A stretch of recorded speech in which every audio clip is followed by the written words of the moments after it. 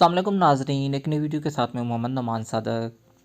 Recently IBCC के chairman की तरफ से इस बात का ऐलान किया गया कि पाकिस्तान में जो मैट्रिक और इंटरमीडिएट लेवल का ग्रेडिंग सिस्टम है उसको हम तब्दील कर रहे हैं।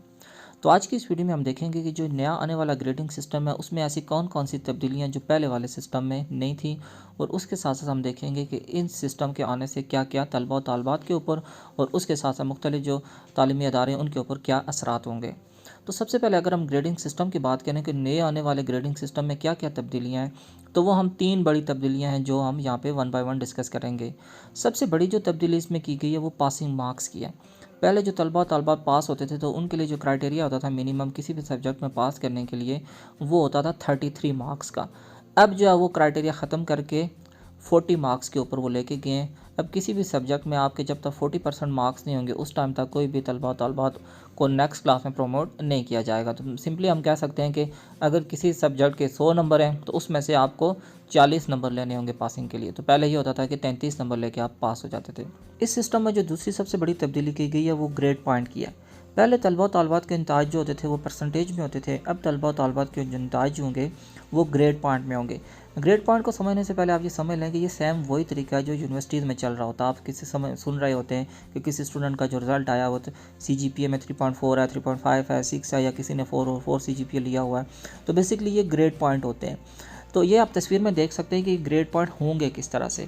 तो बेसिकली जो भी तलबा तालबात 95 से लेकर 100 तक मार्क्स लेंगे तो उनको जो ग्रेड पॉइंट मिलेगा वो A++ मिलेगा, और यहाँ पर जो उनकी जो ग्रेड बनेगा वो 5 बनेगा। तो ये मींस कि जिस तरह आप पहले 100 मार्क्स आपको मिलते होते थे तो वो टोटल मार्क्स आपके काउंट होते थे, तो यहाँ पे ये होगा कि जो भी 95, 96, 7 जो भी लेगा मार्क्स, तो उसका जो ग्रेड पॉइंट कैलकुलेट होगा वो 5 हो जाएगा।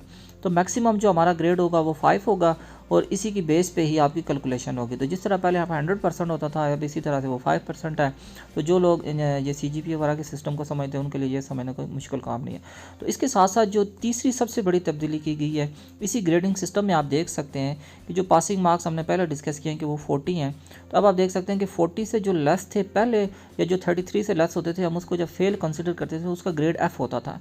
अब उसको चेंज करके अनसेटिस्फैक्ट्री किया गया, U ग्रेड में उसको कन्वर्ट किया गया।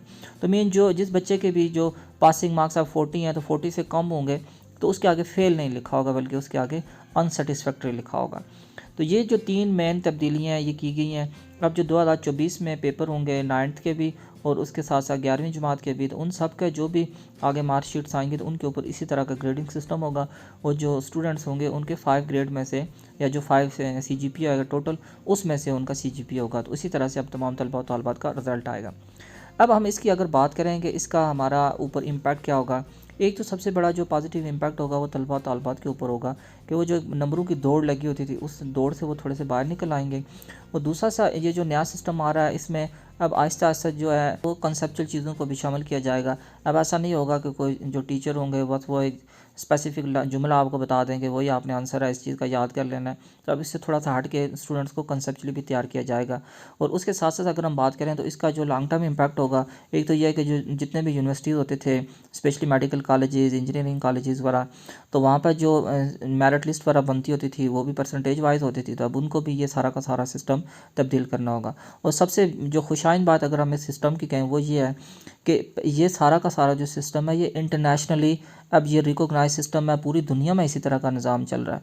तो हमारा जो सिस्टम था वो पुराने वाला सिस्टम था, तो ये खुशाइन बात है हम सब के लिए कि इंटरनेशनली जिस हिसाब से पूरी दुनिया चल रही है उसी हिसाब से ही हमारे जो तालीमी निज़ाम है उसको भी तब्दील किया जा रहा है।